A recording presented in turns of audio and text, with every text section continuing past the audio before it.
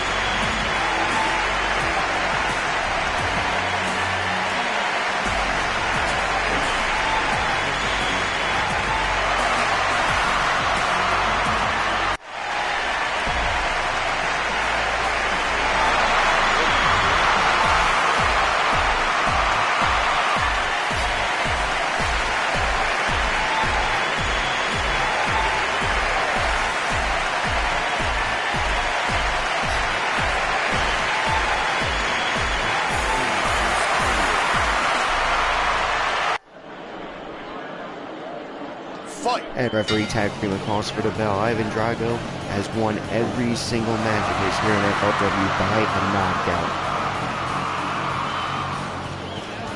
Paul Heyman, his manager, his advocate, has asked for tougher competition for him. And he puts tougher in quotes because that's how much confidence he has in his new client, Ivan Drago. Last week it was Juice Robinson, this week it's The Miz. Test of strength down, Ivan Drago winning this exchange. Drago now having a front headlock on Miz.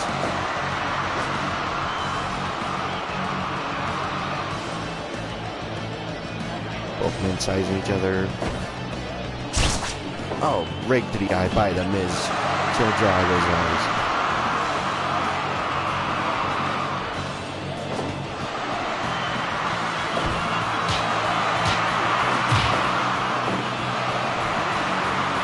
Miz knows that Ivan Drago's won every single match of his since debuting here in FRW by a knockout. So I gotta wonder if The Miz is like trying to stay away from Drago, at least his fist, like probably trying to run out the time limit, 45-minute time limit here.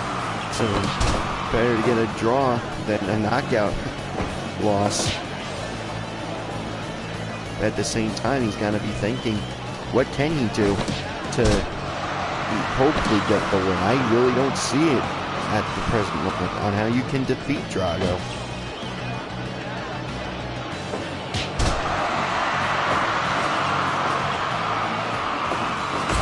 Drago now going for the ground and pound. He's managing to break out of it, thankfully.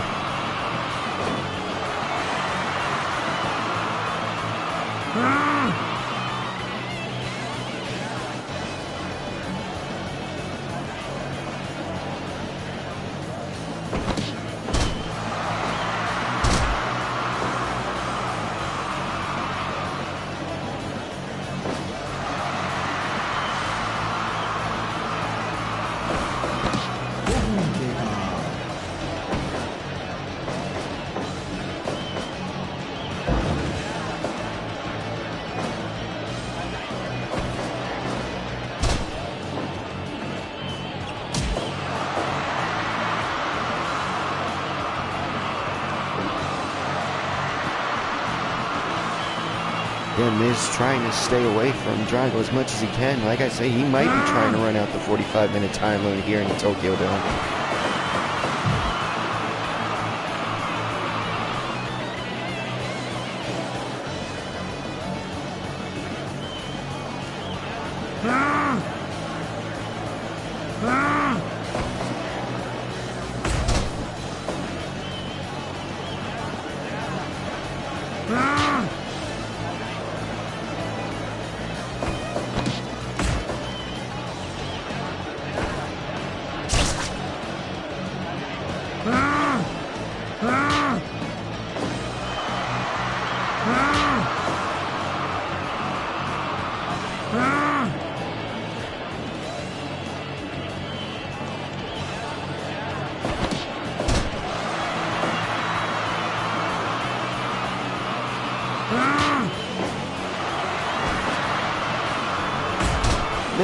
The Miz actually in control of Drago for the time being. It's actually surprising the way his mental state has been ever since going against Bray Wyatt and having to deal with Daniel Bryan at the same time. I'm actually surprised he's lasted this long against Drago. I fully expected Drago to get a one-hit knockout on the Miz, not taking anything away from the Miz's talent by any means, by any shape, form, or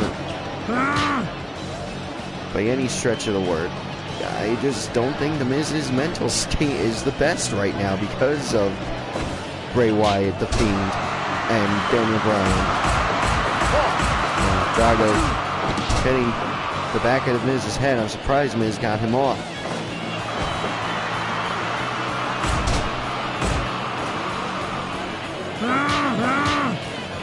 Well, this is going to give you a bit of a preview for tonight. We got the Hate Club, Nick Gage and Matt Tremont taking on the Morte champion Cactus Jack and middle-aged and crazy Terry Funk. We got J. George Estrella, our one-step champion, teaming with the legendary Teddy Hart, taking on Buddy Murphy, and a partner to be determined. I don't want to call him a mystery partner because Buddy Murphy says he knows who his partner is going to be. He just doesn't want to reveal his partner until match time. We got D-Generation next, The Outlaws, New Age Outlaws, Shawn Michaels and Triple H going against the Golden Elite, Kenny Omega, Kota Ibushi, and the Young Bucks. Asuka and Kairi Sane wanted to team with each other before their match on January 18th for the Women's Championship, and they take on Alexa Bliss and Nikki Cross. We have a double main event tonight, actually. We got Sting versus Stan Hansen. Our world's champion, Vader, wanted to defend his championship against one of his greatest rivals, period. He flat out called them his greatest rivals. So he said, let's put him in a one-on-one match for one of them to earn it. So tonight, we got the man they called Sting taking on Stan the Man Hansen. And of course, like I said, our second main event, the Fatal 4-Way, see who comes out last in the Armageddon Rumble. Will it be Braun Strowman, Bruiser Brody, Minoru Suzuki, or Tetsuya Naito, who after going against Jay White on Saturday morning, Friday night going into Saturday morning against Jay White for the Intercontinental, and then of course earlier this morning, or earlier today I should say, being here in Tokyo Dome, Okada, damn near 30 minutes, damn near 40 minutes, both matches, 4 nights are hard-hitting matches. I don't know how Naito's gonna survive those 3 monsters. And Suzuki, of course, making the challenge to Jon Moxley for the IWGP US Heavyweight Championship. You just have to wonder how everyone's that was on the New Japan roster, that is, I should say, is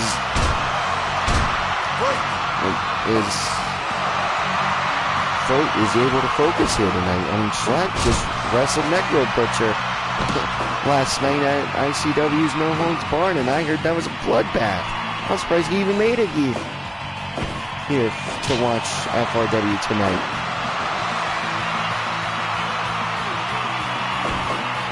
Alright, I'll admit, ladies and gentlemen, I try to keep this suspense, keep it a surprise. I just blew it. That's my fault. Yeah, Buddy Murphy will be teaming up with Schlack tonight to take on Teddy Hart and J. George Estrella. That's my fault, ladies and gentlemen. I did not mean to do that. I was just came out, so my apologies. But hey, don't let that deter you from the great night action we have here for you.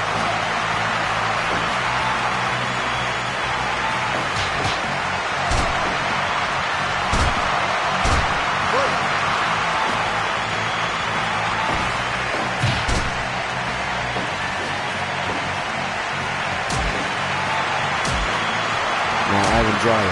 I honestly think Drago's toying with The Miz right now. The fact that he hasn't... I mean, yeah, The Miz is keeping his distance, but at the same time, it's got to be Drago toying with him at the same time. This is just a game of cat and mouse, and the cat is at a clear advantage. Oh, this is how... Oh, Miz managed to bring... That's how Ivan Drago's won his previous 2 matches. That's how the streak has been a thing. He's been just kneeing his opponents in the back of the head. First Ren Narita, the young lion from New Japan, and then Juice Robinson, now one half of the IWGP Heavyweight Tag Team Champions last week. Miz must have been watching the footage of their previous 2 matches to look for a way to escape, and clearly he found one. But at the same time, if Drago's lucky enough to get into that move again, who knows what Miz will have to go through.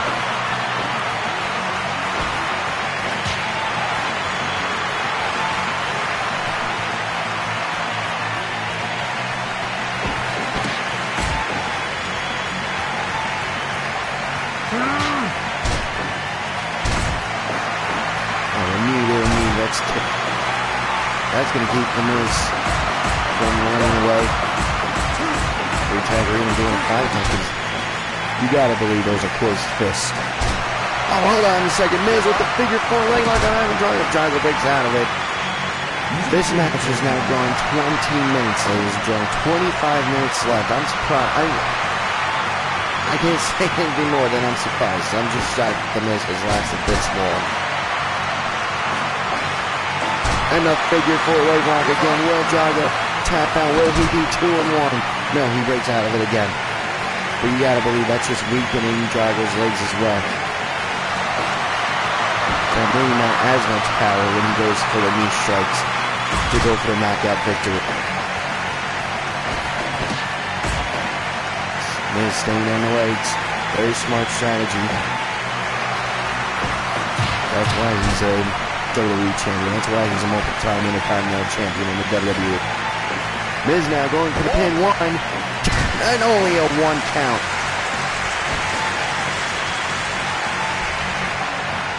The free tag Reno was there in perfect position. He only counted the 1. Drago pretty much forced it. I'm surprised he didn't kick out sooner than that. Now Drago now going back to The Miz's legs, making sure he doesn't get a chance to play. And here comes the knees. Here comes the knees. And it is! The Miz has been forced to tap out because of the knees. Ivan Drago wins by a submission for the time for the 3rd match in a row. 3-0. The streak moves on. And up next, ladies and gentlemen, the Morte Championship preview match. We got the Hate Club, Nick Gage and Matt Tremont taking on Cactus Jack and middle-aged and crazy Terry Funk.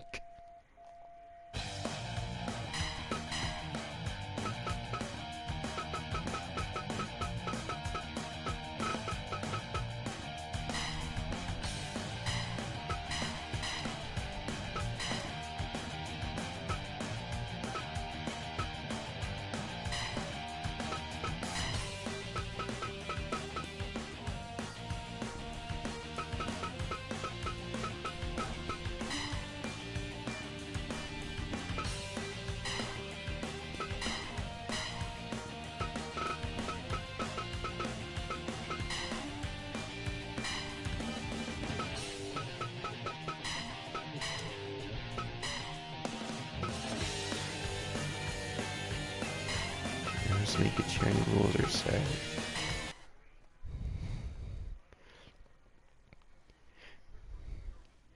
Nick Gage also participating in ICW No Holds Barred. He actually fought Tessa Blanchard and was called out by the legendary Loki for a No Holds Barred 2 coming up WrestleMania weekend.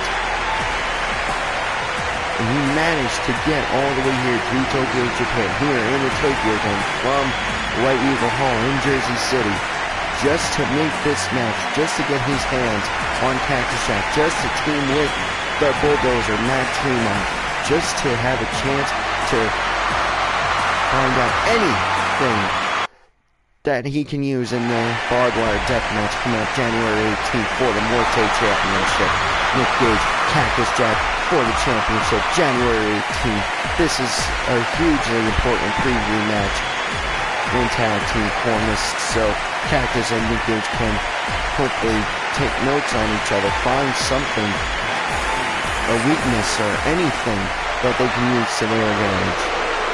That's why I do these preview matches, to help them along in their preparation, in their training for the championship matches for all the divisions here in FRW.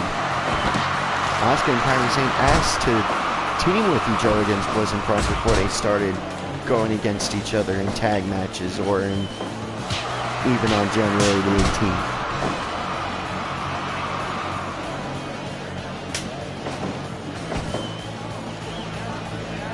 Test of strength now. Already we have someone busted open here in this match. Nick Gage is already busted open, thanks to Cactus Jack biting him and taking huge chunks of skin.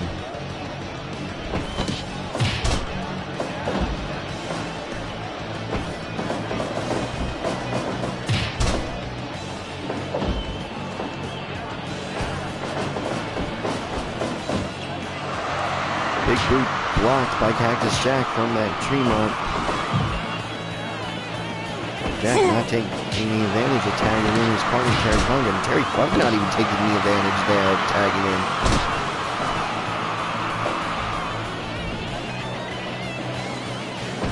I'm surprised Gage and Jack aren't destroying each other right now. I mean, we got a little bit. I mean, obviously Gage is already busted open because of Cactus Jack, but Gage tagged out as soon as he got bloody though. Now he's back in. Nice power slam by Nick Gage now. I was gonna say now heading to the ropes, but he stopped himself. Oh, and a headbutt to Cactus Jack. Cactus Jack kicking Gage off from a leg attack and a power slam of his own. Oh, beautiful. Oh, shot for shot. Shot for shot. Who's gonna win in this exchange? And it's going to be Nick Gage who goes down right after. That is how hard of a hitter Cactus Jack is. And now tagging in Terry Funk. This is probably a dream match for deathmatch fans everywhere in both tag team form and one-on-one situation. I mean, Cactus Jack versus Tremont, Gage versus Cactus Jack, Terry Funk versus either of them. And of course, straight up the tag team dream match. I guarantee you, I made a few fans angry at the fact that I didn't make this a death match, but you know, I wanted to save their bodies for January the 18th so they can really destroy each other, so they can give you the best possible match that they can come January 18th at Armageddon for the Morte Championship. You know, it's probably going to respond, well, what about Tremont and Terry Funk? And they have deathmatch rules just to give us something. Well, hey, it was already agreed upon. That's what happens.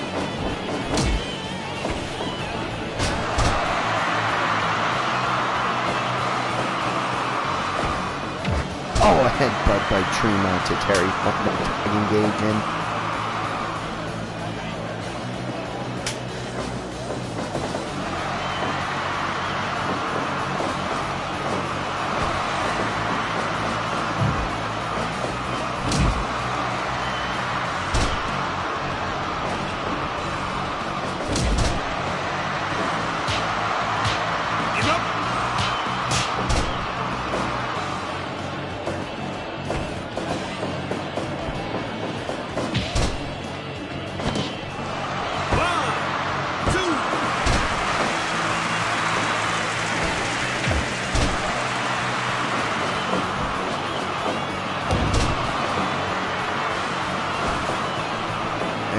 Cactus Jack with a sit-out traditional pile driver. Now back to the head. Referee Dr. Morrison asking Gage wants to give up, and with the amount of blood he's lost in this match, I'm surprised he did it just to save himself.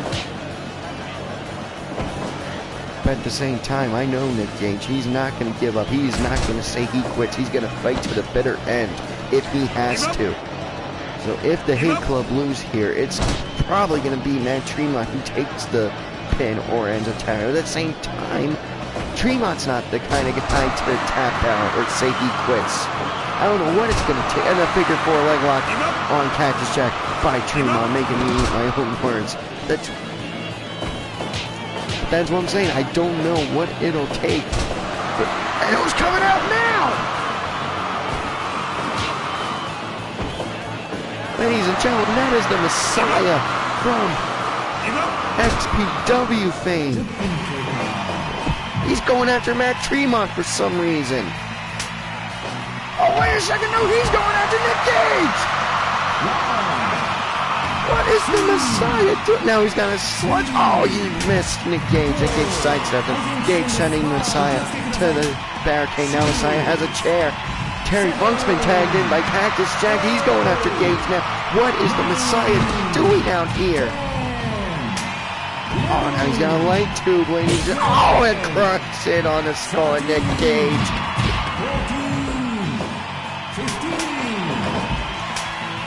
Tremont being tagged in now. He grabs a light tube after Messiah grabs a barbed wire baseball bat. I don't know what's going on. Why is the Messiah out here? Messiah now, I guess he got his licks in and took a couple himself. He's done. He's heading to the back. We'll have to follow up on that situation later on. I still don't know why he came out here, ladies and gentlemen.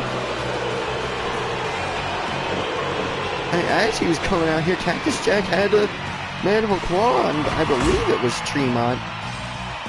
And for some reason, Jack let him go. I think Jack thought the Messiah was going after him for a second.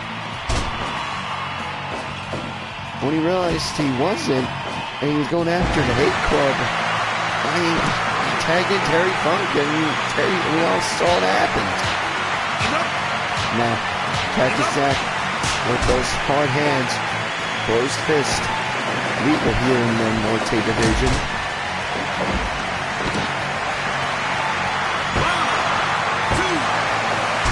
Two count only gets, says referee Dr. Morte. Oh, beautiful rally by Nick Gage to Cactus Jack. And now, shot for shot again. It's Gage, it's Jack, it's Gage, it's Jack. Gage, slicing his throat. Oh, rolling elbow, but followed up by a spear by Cactus Jack. Now going for the pin. 1, 2. No, Gage kicks out. Kicks out at 2. Now tagging in Matt Tremont. And now who brings out a fork? And now Cactus Jack is busted open. You can see the blood trickling down. That is how Homicide defeated one Casanova Valentine at ICW No Holds Barred Volume 1, which I can now say. And now a Boston Crab by Cactus Jack to Matt Tremont. A bloody Cactus Jack looking for a submission victory, but does not get it. Now tagging in Terry Funk. I wouldn't be surprised if that's the last tag we see in this match. Just like Tremont and Terry Funk handle it from now on. Because these two need to save their strength, like I've been saying the whole match. Wait a second. Tremont making me look like a fool by tagging Gage in. Never, that's my lesson learned. Never count Nick Gage out. I'm not even going to say anything about Cactus Jack. I never know. And what's... And Terry Funk pins Nick Gage! Terry Funk pins Nick Gage at 16 minutes, 49 seconds. Unbelievable. I look away for a second. Did he hit him with a moonsault?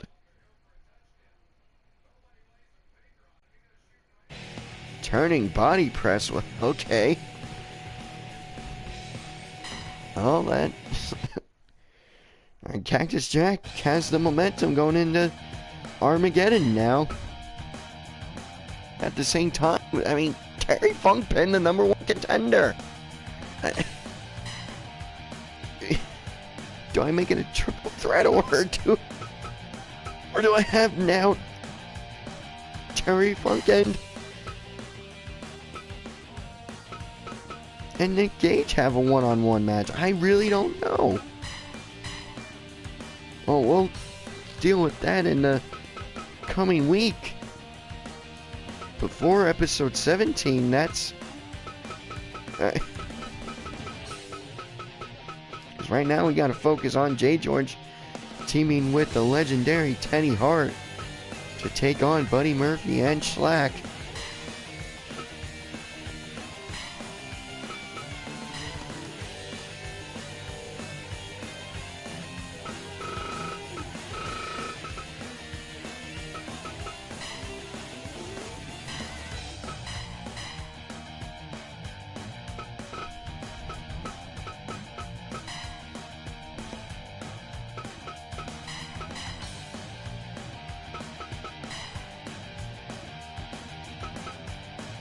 Of course, Jay George and Teddy Hart coming out with Teddy's girlfriend, Maria Manic, who thankfully Ring of Honor has let us book here to be the second for the new Hart Foundation.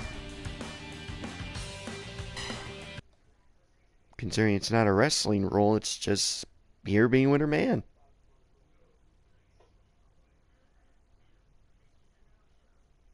To be completely honest, Leisha, I have no idea why Buddy Murphy asked Schlack to be his partner for this matchup, but nothing against Schlack, and he's a hell of a performer, he's a hell of a wrestler and a hell of a fighter. And like I said, he fought the Necro Butcher last night at White Eagle Hall in Jersey City. And what I'm hearing was a bloodbath and a brutal back and forth contest.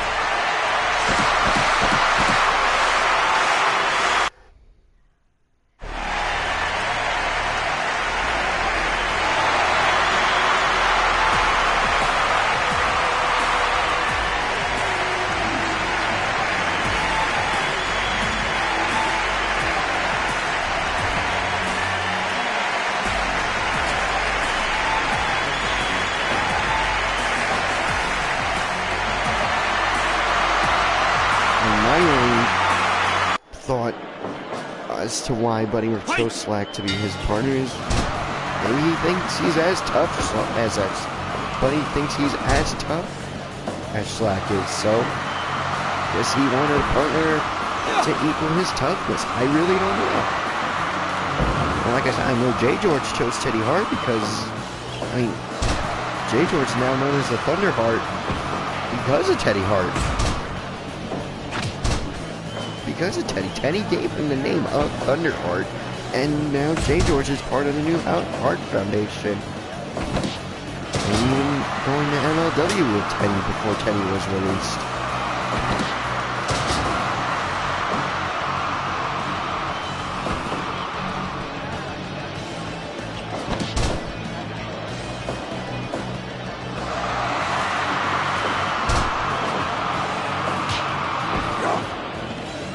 A huge power slam to Jay George, sending Jay George on the outside.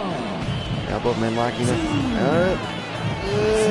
Suplex on the floor. Oh, little padding on the floor. That is just straight up the floor of the Tokyo Dome here. And 9 count now. The 20 count. Boston Crab on the outside. Teddy not doing anything, nor is Marina Madden. Just letting all this go. This is part of Jay George's training, or like an initiation of sorts. Buddy Murphy versus Teddy Hart. This is a dream match in a lot of fans' minds. I would believe. I mean, Buddy only finding his footing in WWE in the past year, showing just how good he is. And of course, Teddy's. We all have seen Teddy's body work over the years. And now tagging Schlack in does Buddy Murphy. Teddy has gone on record. He's wanting to have a match with Schlack anywhere, anytime. And hey, better here in this tag match than later is what I'm going to say about it. Schlack now with you. Oh, missing the elbow drop. Teddy now in the Fujiwara armbar on Schlack, who breaks out of it. Not believe Schlack missed the elbow drop. Oh! A one blower from Teddy Hart to Schlack. Went to a chin hold of sorts. Schlack breaking out of it. There's one person I do not want to get in a fight with. It is Slack, ladies and gentlemen. There's a reason why he is announced. When he's announced, the ring announcer always says no Glock, no God, only Slack. Now tagging the one-step championship participants. Oh, beautiful Hurricanrana by Jay George. Reversal, but only gets a 1 count in the pin attempt. Oh, reversing the suplex, just Jay George. Back elbow to get out with whatever Jay George thing he does, but to no avail as Jay George is now back on the offensive. Buddy Murphy tagging in Slack again. Slack, oh, reversing a powerbomb attempt by Jay George, sending him to the outside of the ring, but letting Jay George back in the ring, surprisingly. Oh, beautiful double underhook suplex.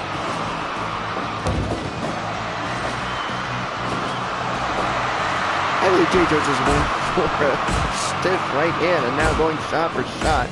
Like I said, the one person I do not want to go shot for shot with is Slack, but hey, Jay George won that exchange. That's got to be the jet lag and the fact that he fought Necro Butcher last night. It's got to be, ladies and gentlemen, the only reason why Slack didn't destroy Jay George in that shot for shot exchange. Now, exciting Slack. Beautiful Alabama slam by Slack, and a beautiful lariat by him. Tagging Buddy Murphy now.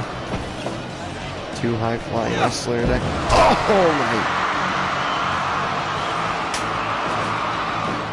Pile driver like maneuver. I mean, it was definitely a driver. I don't know what the actual name for it. That's my apologies. Oh, Buddy Murphy missing with the super kick attempt.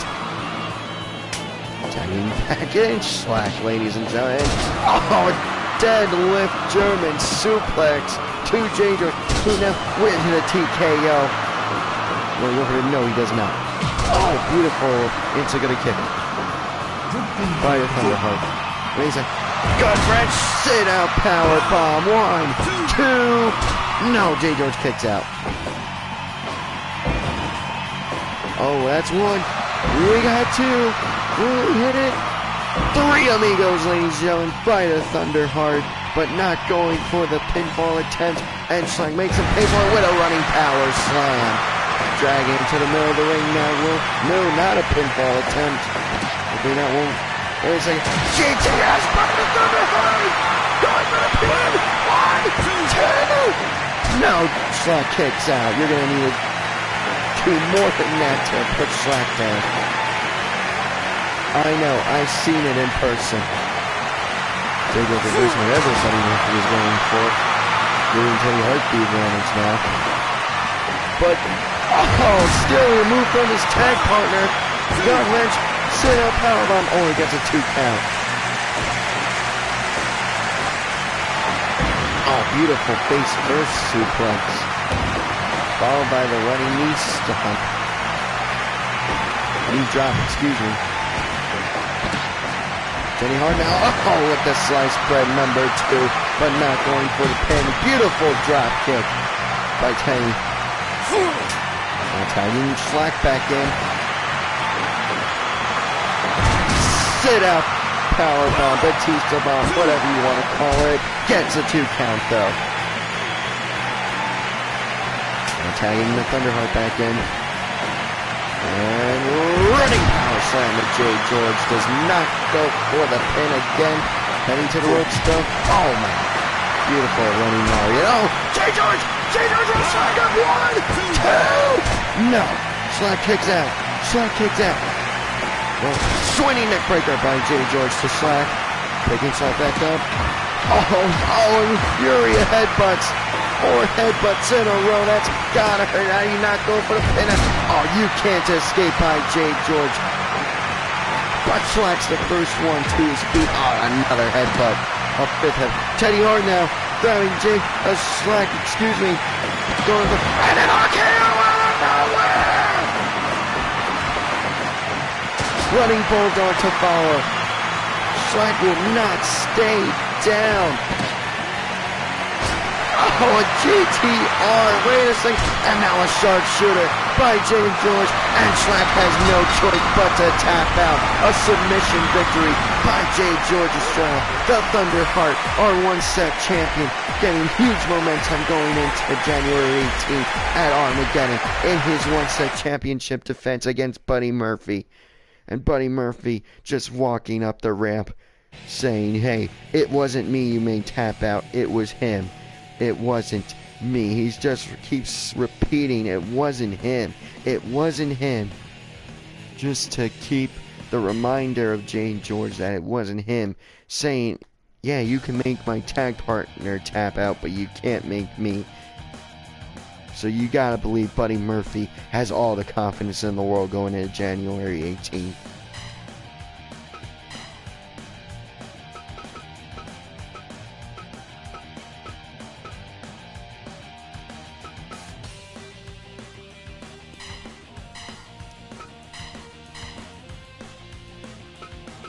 And as I said, ladies and gentlemen, huge match, huge 8-man preview match coming up.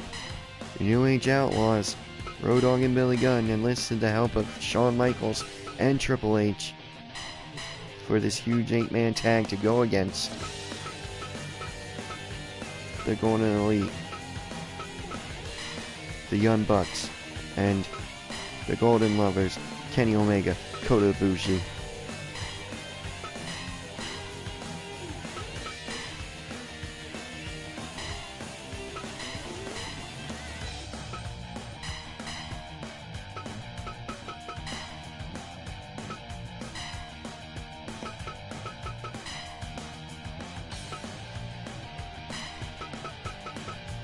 Match worthy of being a 8-man tag team championship match is simply a preview match for a future 2-on-2 tag team championship match between Omega and Ibushi and the Outlaws.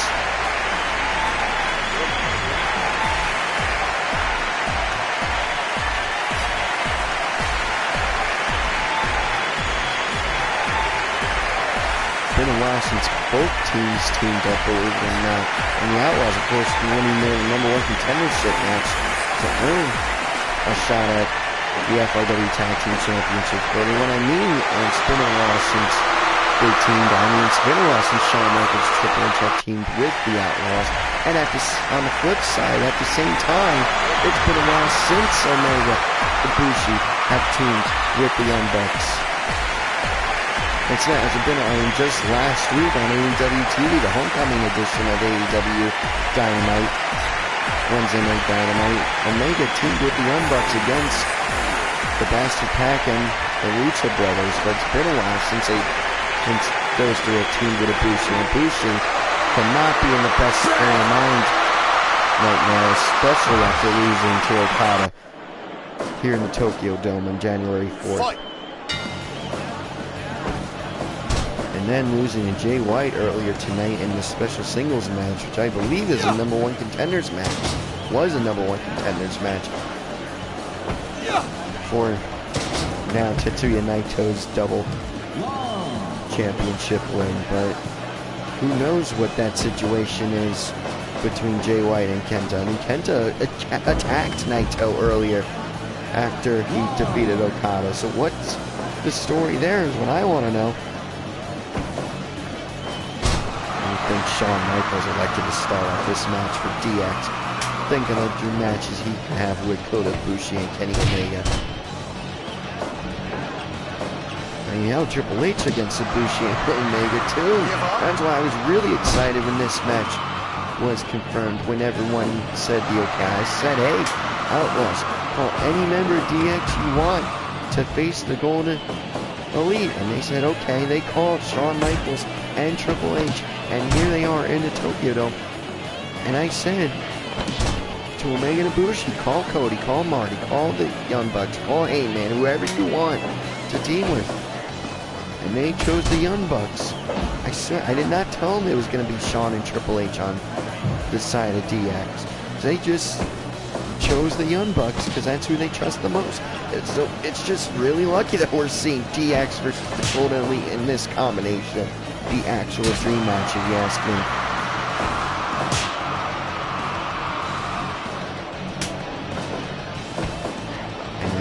Triple H and Omega in the ring for the first time ever. Now, shot for shot, Omega and Triple H. Who's going to win the exchange? Omega, Triple H wins. I should have expected that, really. I mean, Triple H clearly has the power advantage here. Now, tagging in Kota Ibushi, who's really bulked up in preparation for his 2 Wrestle Kingdom matches. So, really, I don't know who would have the power advantage here in this exchange between Triple H and Ibushi.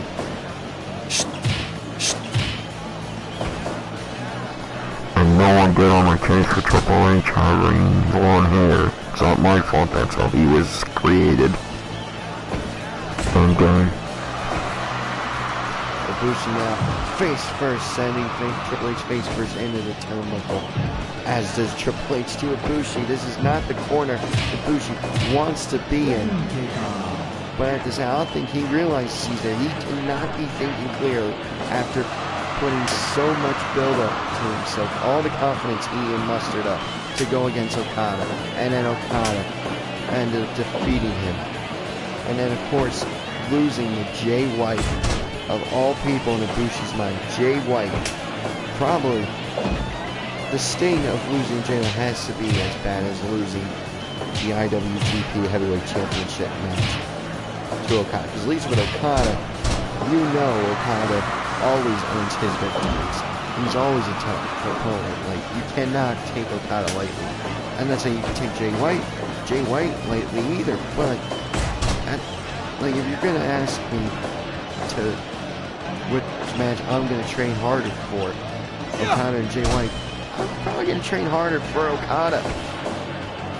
I mean, I'm just being honest here. Speaking of Jay White, he'll be in action. He'll be making his FRW debut next week against an opponent to be determined. In the sense, I haven't found an opponent for him yet. I booked him. It's going to be a Bullet Club episode next week, because not only will Jay White debut, it'll be the debut of the Guerrillas of Destiny, Tama Tonga and Tanga Loa in a tag team match against an opponent. The team of Young Lions from New Japan on loan. Guerrillas of Destiny said, let's show up in FRW, but we want a easy match. We want to go against Young Lions. And I said, hey, anything to get GOD here in FRW, you got it.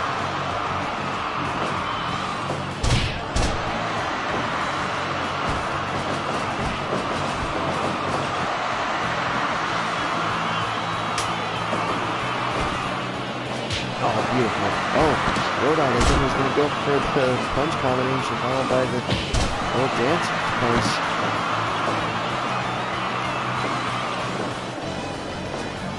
Road Dog Shake, I usually called it over the years. A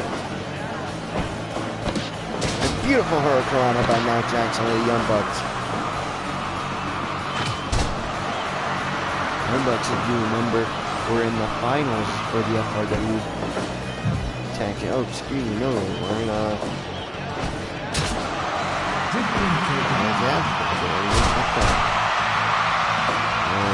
we did it. On its pinch, it's in the semifinals or the finals against Omega and Ibushi. And so a lot of people, when I announced this match, were surprised because of that fact that they came so close to being tag champions, and now they're teaming with Omega and Ibushi. I mean, yeah, I can see the point there. At the same time, they're still best friends. I mean, competition is competition, but in the end, if they're friends in need, you go and help them. Now, every Tech Reno being knocked out, he seems to have been cut open somehow. I really don't know how, but he is busted open, that's for sure. Thankfully, up next is the women's match, so Roxanne Winter will be coming out, and he can go get cleaned up. Actually, Jack Reno's done for the night because our double main event will be after the women's match. So Blaze Grief is on the refereeing duties for those two final matches. Oh, Shawn Michaels now with a bunch of rest. Oh, and then followed up by a chop after a little dance. Somewhat taking Road Dogg's move, but playing with a little dance, but Road Dogg usually hits him with the right hand after a couple reps. Triple H and Ibushi now. Back in the ring, like I said. Dream match for a lot of people in the wrestling world. In the wrestling community, fan and wrestler alike. The wrestlers still get on dream matches. I know a few people have said Ibushi and Triple H in the past. Ibushi now looking for pay, and a PK to Triple H's lower back. That's gotta hurt, ladies and gentlemen. And now Triple H going for the pin. 1, 2, no! Ibushi kicks out. I'm surprised they're tagging Ibushi in as much as they are. The Golden Elite is, I mean, like I said, his mindset after losing 2 huge matches. Personally, I would save Ibushi until he's absolutely needed, just so he can get over his 2 losses. So he's ready for the Tag Team Championship match on January 18th against the Outlaws. Omega needs Ibushi at his best if they have any chance of defeating the Outlaws. That's how good of a team the Outlaws are. Road Dogg and Jesse James were not 6-time WWE Tag Team Champions for nothing, ladies and gentlemen.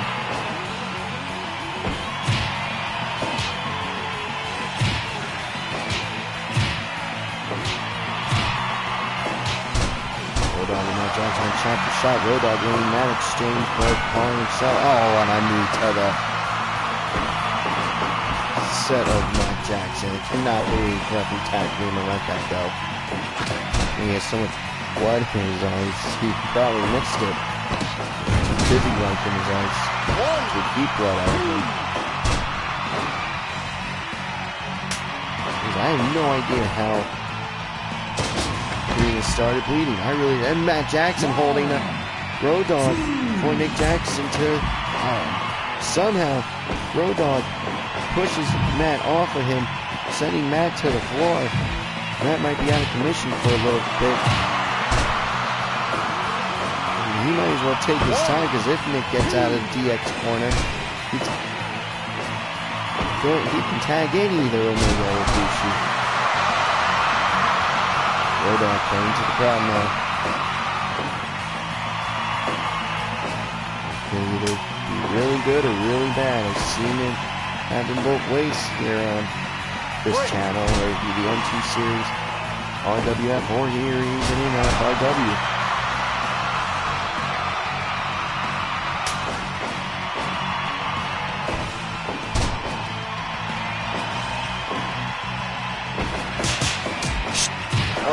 Ibushi with the combinations of strength.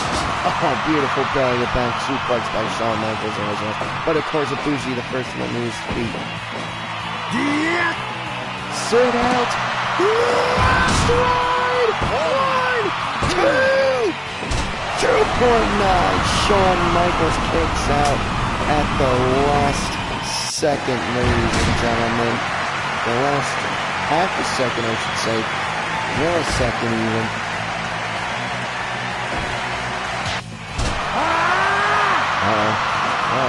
Ibushi calling for the Kamigoye, it seems.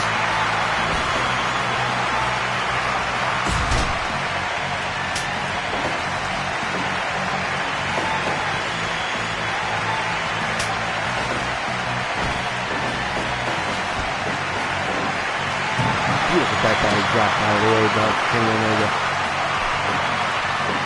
Oh, Road Dogg going low again. This time on Kenny Omega. And pump handle slam by Road Dogg to Omega. 2.9 Omega just barely kicks out. Omega saying you can't escape. But Road Dogg getting right back up, proving that he somewhat can. Road Dogg does not want to be in that corner, but Clearly has the advantage. He's on the offensive. No. Oh.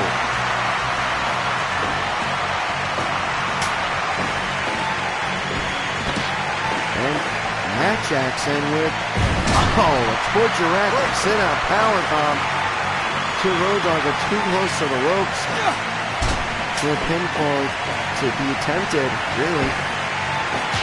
Leaving it off there, not Triple H being tagged in, sending Matt Jackson to the outside. Following suit. And after that, swinging that breaker on the floor. Or the leg suplex on the outside. And Triple H with the sledgehammer. That is, man, if I'm you, I'd say and he had him. He had him with the sledgehammer. He's playing to the crowd. The crowd not happy about that. And, step up instigator kick to Triple H. Both men are knocked out. A last-ditch effort by Matt Jackson to get the advantage, or at least keep Triple H off of him first. Wait a second. I'm not. Henry to Matt Jackson. Henry to Matt Jackson. Triple H has the advantage. 2.9. Wait a second. Jumping tombstone pile driver. Followed by a small splash. 2.9. Triple H kicks out just in the nick of time. What a back and forth contest between these two teams. Spine buster by Triple H, dragging Nick to the center of the ring. But then there's signs not to go for the pin as we hit the 25-minute mark. We have 20 minutes left in the time limit. 45-minute time limits, as is every non-championship match here in FRW. Flipping senton to Billy Gunn. And altercation by Billy Gunn, flipping a double bird to Nick Jackson. But Nick reverses it with a Pele kick. Now going to tag in Ibushi. Billy Gunn not wanting any part of him. He's tagging in his partner, the Road Dogg, Jesse James, who sends Ibushi outside of the ring. Following suit. And a PK kick on the outside. Road Dogg now with a pump handle slam on the outside. But picking Ibushi up, I guess he doesn't want to count out victory. Just give his dominance and add extra pain at the pump handle slam.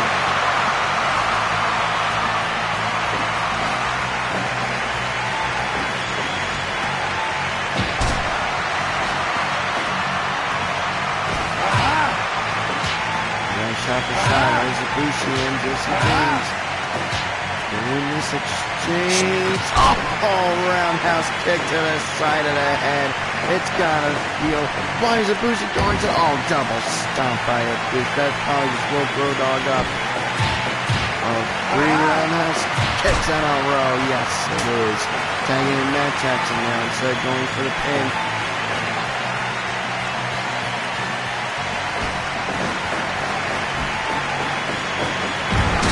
Beautiful running power slam.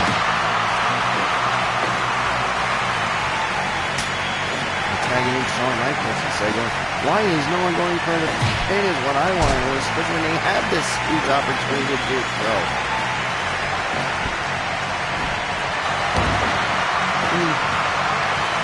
For Triple H and Shawn Michaels, they're in the ring with one of the Young Bucks.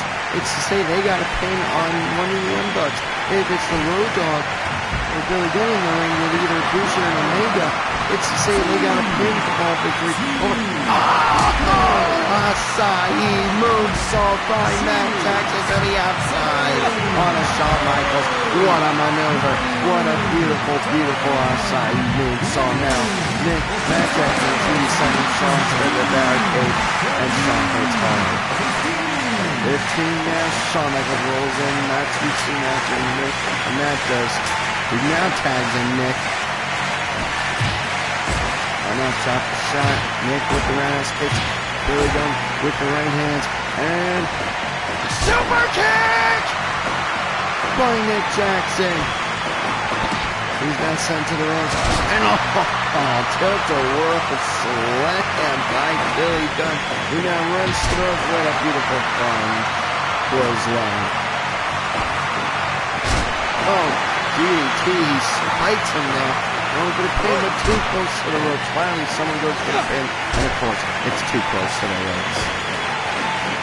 Oh, Northern Light suplex, but again, too close to the ropes. Of course, you're going to get a rope break there. A beautiful tilt-a-whirl and scissors. Kenny Omega now being tagged to go against Billy Gunn.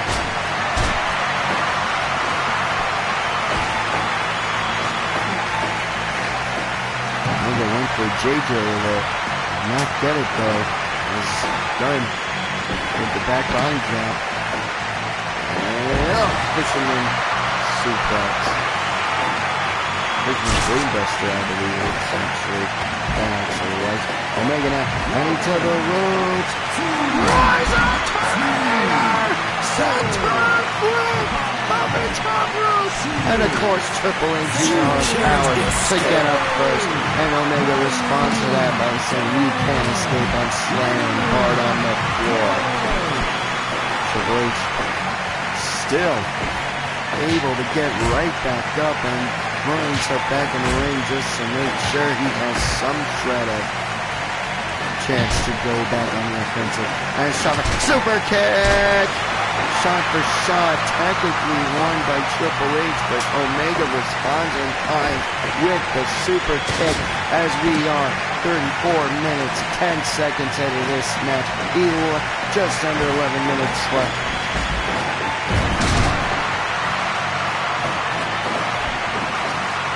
In this matchup because of the time limit. Wait a second. Triple H with the pedigree on a Bushi! Here it comes! 1, 2, 3! DX win! DX wins the 8-man tag. An amazing 8-man tag team match.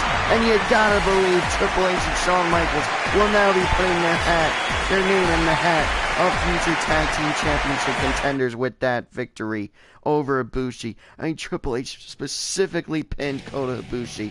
So after Armageddon, you gotta believe, no matter who wins the tag titles at Armageddon, Triple H and Shawn Michaels are probably gonna be next in line for a shot at the tag team gold.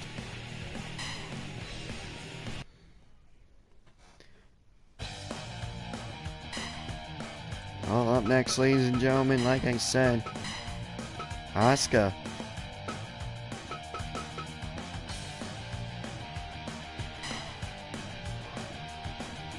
And her Kabuki Warrior tag team partner, Kairi Sane. They wanted a team with each other before having a match against each other. And they specifically requested Alexa Bliss and Nikki Cross. So I said, hey, no problem. You guys want it? You can have them.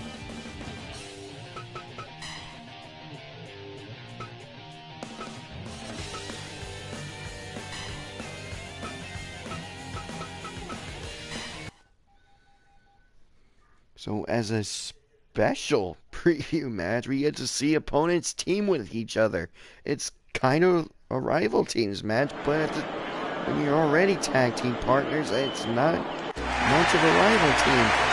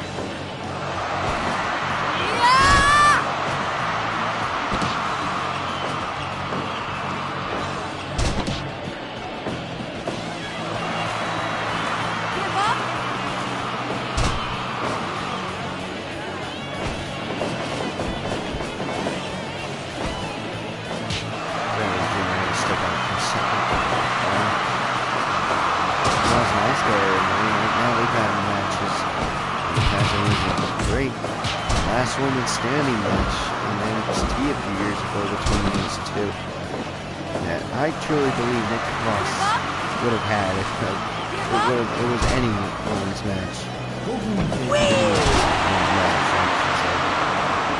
And now tagging in Alexa Bliss. It's the same team they defeated to become the WWE Women's Tag Team Champions. Did Asuka and Kairi Sane. So I'm actually not surprised that they asked for these two to be their opponents for this preview match.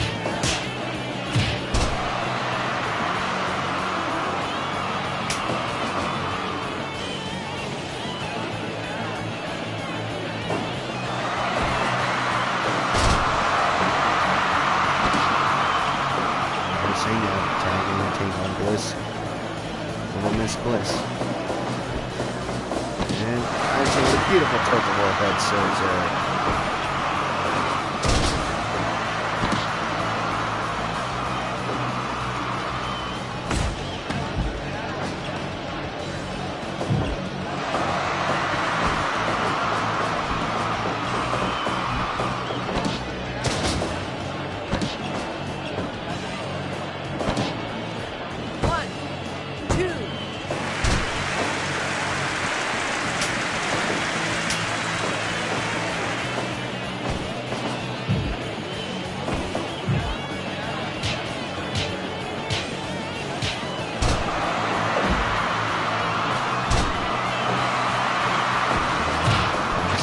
back here on these.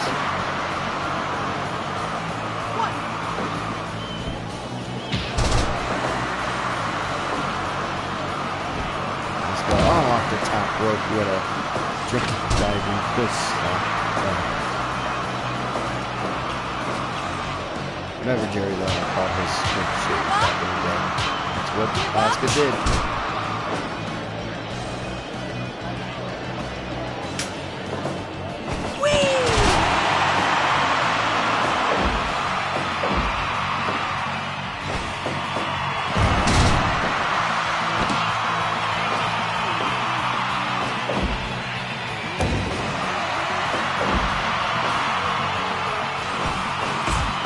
Kairi Sane with furious strikes on the Nikki Cross.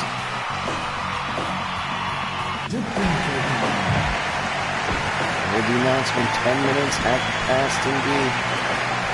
What's Kairi Sane? Oh, double stop from the tree of rope position. Going for the cover. 2.9. 2.9 gets Kairi Sane on Nikki Cross. Unbelievable.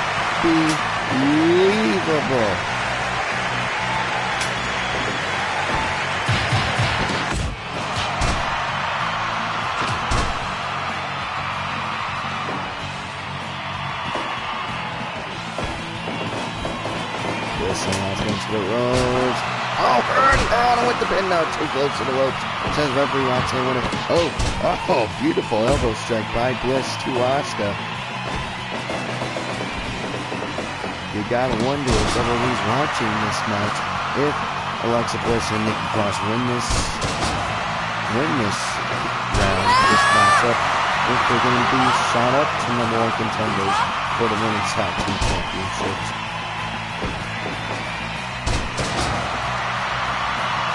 It's just a thought.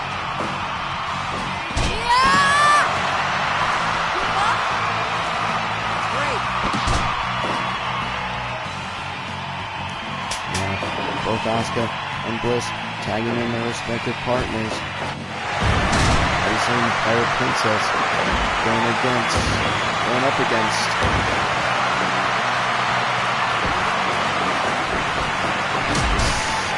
Scottish psychopath. Excuse me,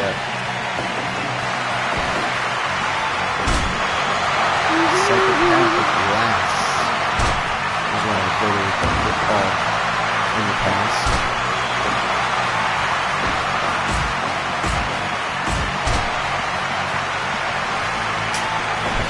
Now Asuka being tagged in. Wait, she's going to go through. Oh, spinning that fake up. Going for the pin now. 1, 2.9 depth. Mickey's off like he's living up there. Oh, and a submission hold. A submission hold. A modified. Kind of nice from the looks of it. Oh, Asuka now has the cross roll up. 2.9. Nikki Cross finding a little takedown. Oh, beautiful. Uppercut. Open palm. Uppercut. By Nikki Cross to Asuka. Starting out. Oh, beautiful series of kicks by Asuka to Nikki Cross. Now driving her over there. And Nikki Cross has no choice but to tap out to the submission hold. The Kabuki Warriors defeat Nikki Cross and Alexa Bliss here on FRW episode 16. Hashtag FRW Live.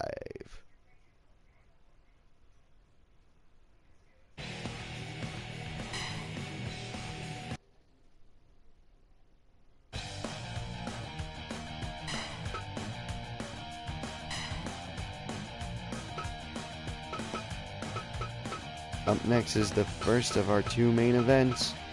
As I said, Vader wants to defend his World's Championship against one of his greatest rivals in his career. That'll either be Sting or Stan the Man Hansen.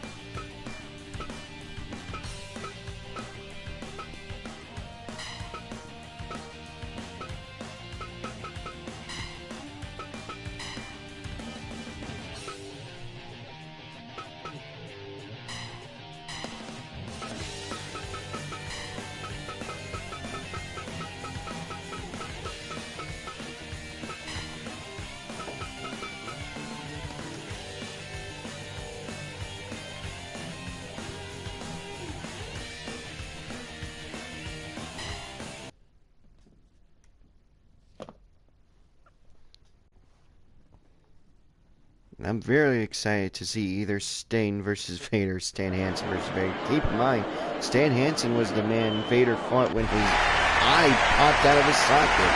I am not kidding, folks. Vader's eye popped out of his socket while facing Stan Hansen. That is how hard Stan Hansen punches and kicks if he needs to. And of course, Sting, I mean, what can I say about Sting? The man has had a legendary career, multiple-time world champion in his career from the NWA and WCW. There's Stan Hansen, a former IWGP Heavyweight Champion, former NWA Heavyweight Champion. His accolades speak for themselves as well. And there's a reason why we call him the Lariat, folks. Stan the Lariat Hansen. I call him Stan the Man because he is the man.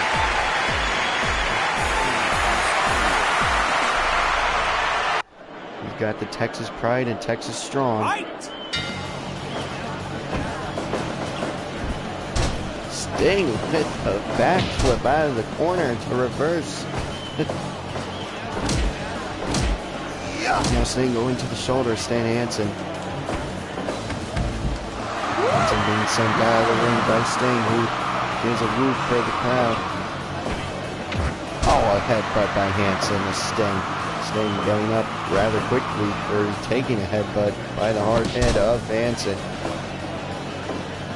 This match might last a full 45 minutes. I may have to put these two in a triple threat with Vader just to keep things fair if it goes to the 45-minute time limit.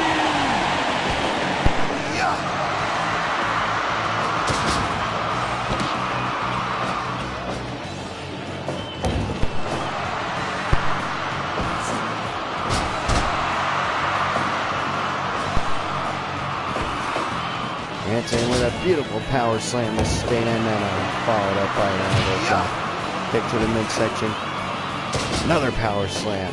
And now the chin hold, the chin lock, I should say. Oh, Sting somehow breaking out of it. Oh, roll up by Sting, trying to steal the win, but only gets a 1 count. And a second roll up. Only gets a 1 count again. Hansen now. Sting blocks a suplex attempt and has one of his own in a successful attempt. Hansen trying to forearm to the back of the head, followed up by a DDT. then sizing each other up. They want their shot at Vader. They want their shot at the FRW World Championship. Stan Hansen, if you remember, ladies and gentlemen, was... Oh, hold on, ladies and gentlemen! The Scorpion Deathlock! No, he makes it to the ropes, and he breaks out of it. Suplex attempt successful this go around.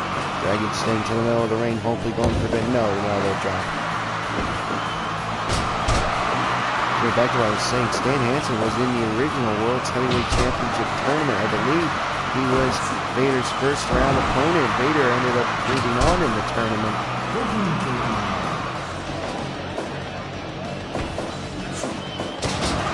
So you know Hansen's going to want a second shot at the championship to get a little bit of revenge. I'm also remembering correctly, I believe Sting was in that tournament as well.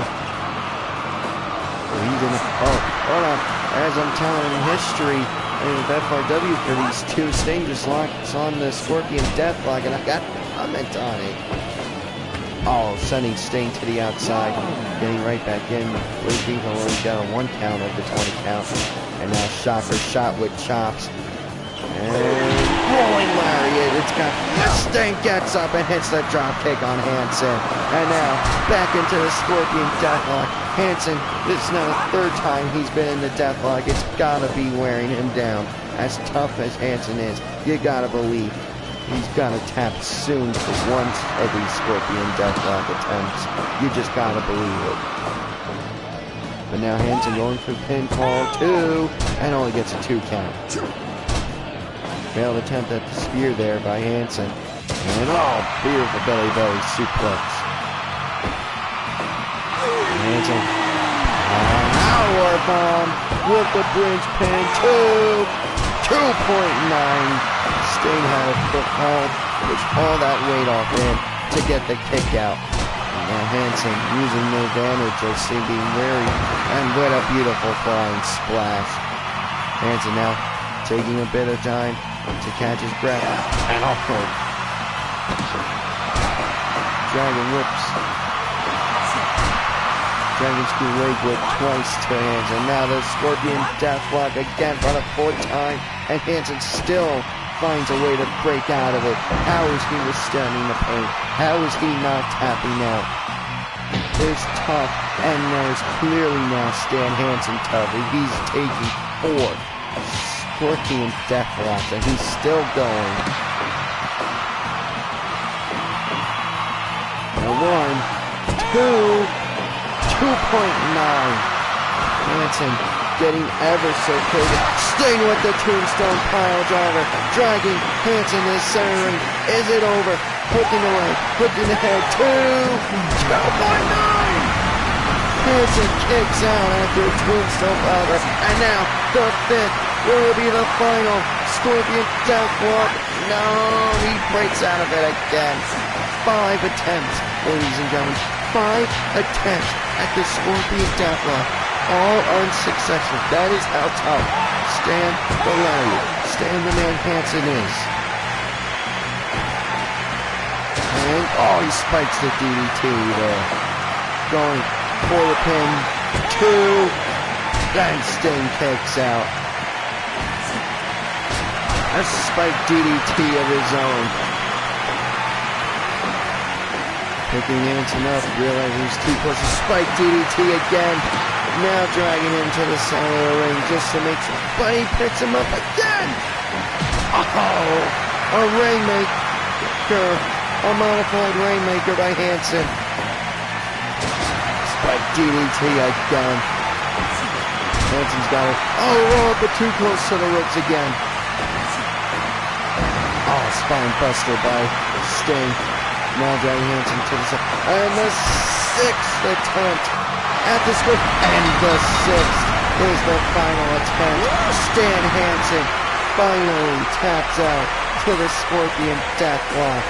But believe me, Sting earned every bit of this victory at 12 minutes and 34 seconds. It was not a long one, but I guarantee you it felt like it was, the way these two went after each other.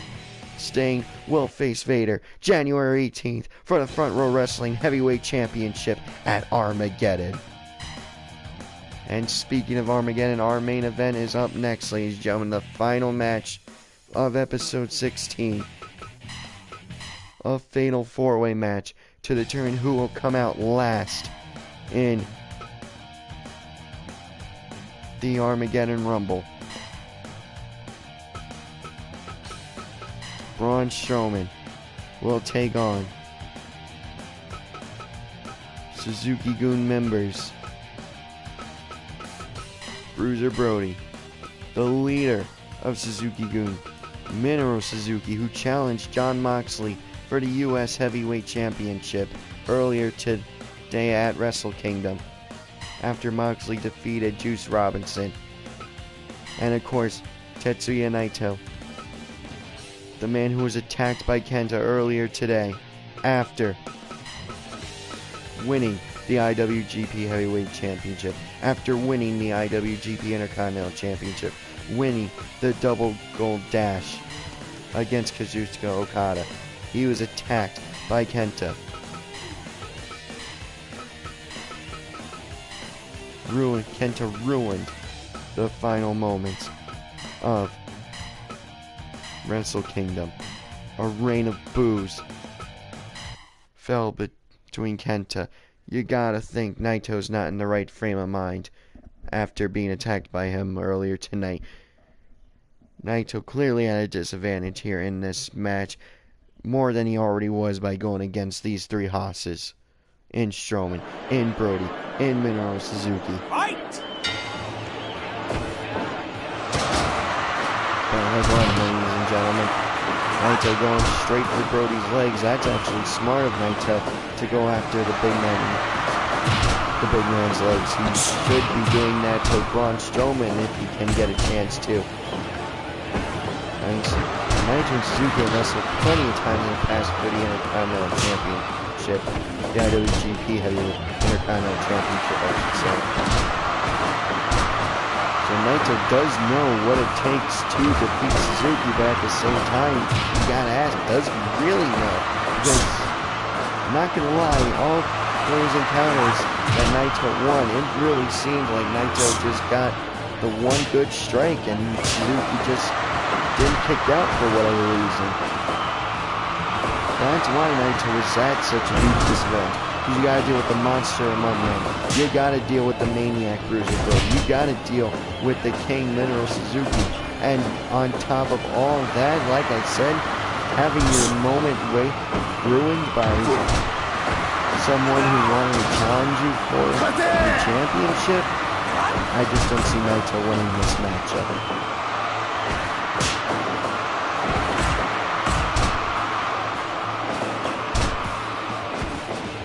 But at the same time, I'm really not counting him out at the same time because of how talented he is. He doesn't win the Double Gold Dash for nothing, ladies and gentlemen.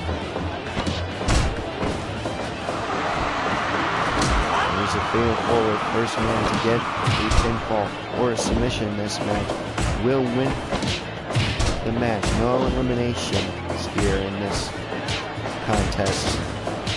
First person to get a fall of any kind will be coming out 8th in the Armageddon Rumble. The final spot is on the line here. And Suzuki with an ankle lock submission being broken up by Bruiser Brody. I'm actually rather surprised that Brody and Suzuki are working together to take out Strowman and Naito and then go to destroy each other for the final spot. That's why Suzuki brought Brody into the fold of Suzuki. Because he likes fighting him. And knows that Brody's not afraid to fight him when necessary.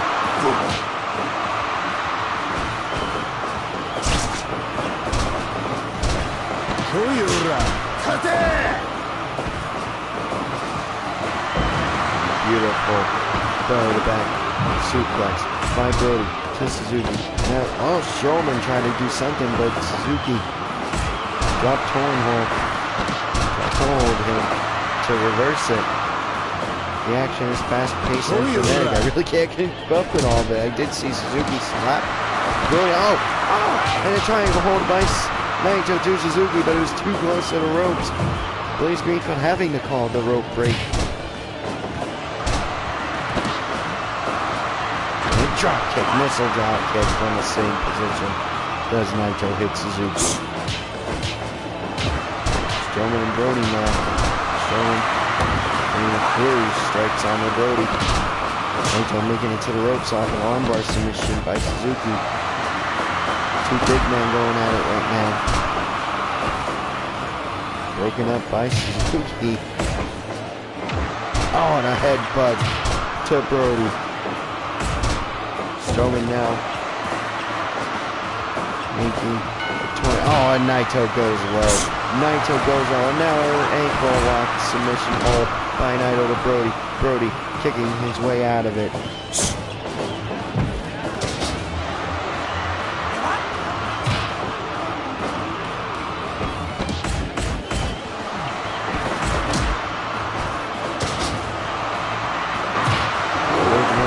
This match goes with a 45-minute timer. I have a very simple solution for that. If this match goes to 45-minute time, I will make a poll on the official Facebook page of the official fan page. I'll make a poll for fans, you the fans, to decide who gets the 8th spot in the Armageddon Rumble.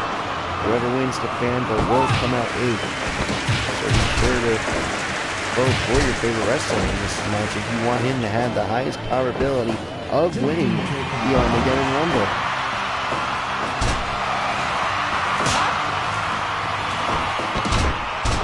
And a lot of people probably were, why didn't you just do that for all 8 wrestlers? Well, that's why I did the 8-man tag match last week. Whoever won the 8-man tag match was clearly the Suzuki-led team of Naito, Brody, and Strowman.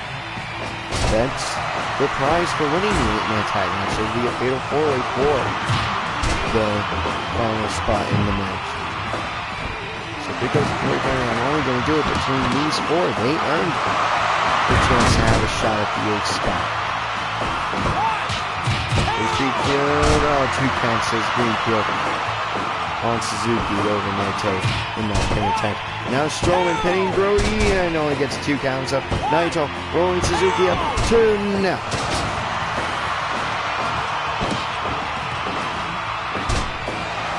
Suzuki now on an ankle lock on Naito again. Naito managing to break out of it. Strowman now going for another pin attempt on Brody 2 now.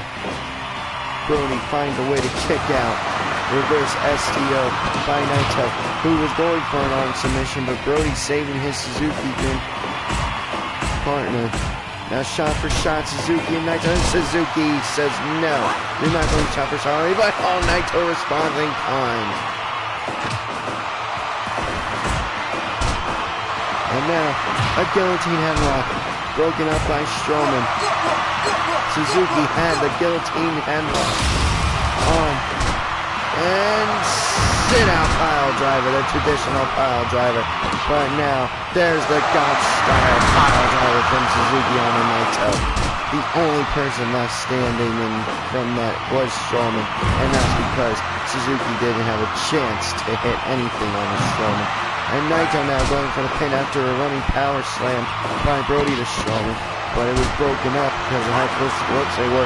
And now a full Nelson lock does Strowman have on Suzuki, taking the referee's attention away from Brody. I gotta wonder if Brody would have had the match there.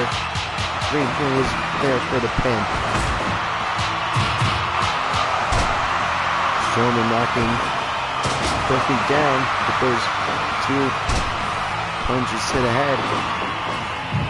Now Suzuki going to work on Brody in the corner, but Brody breaks up. Destino! Naito hit Destino on Strowman, and Brody breaks up any chance of a pin that Naito can get. And now Strowman is angry that he let Naito hit him with Destino.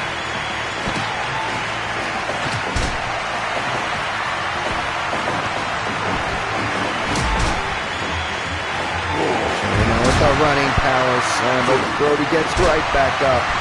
Missing a dropkick attempt by Brody. Naito managing to knock Suzuki down. Trying to break down whatever Brody and a running power slam of his own. Oh, I believe Naito was going for the steam again, but Suzuki reversed it with his drop toe hold. Strowman now going for the pin. 2, 3! Strowman pins Suzuki. Strowman pins Suzuki. Strowman will come out 8. Strowman has earned the 8th and final spot. The 8th and final entry in the Armageddon Rumble. January 18th, ladies and gentlemen. What an amazing Fatal 4-Way. This has been FRW Episode 16. My name is Mikey from the front row, from the beautiful Tokyo Dome. We'll see you next week. Goodbye and good night.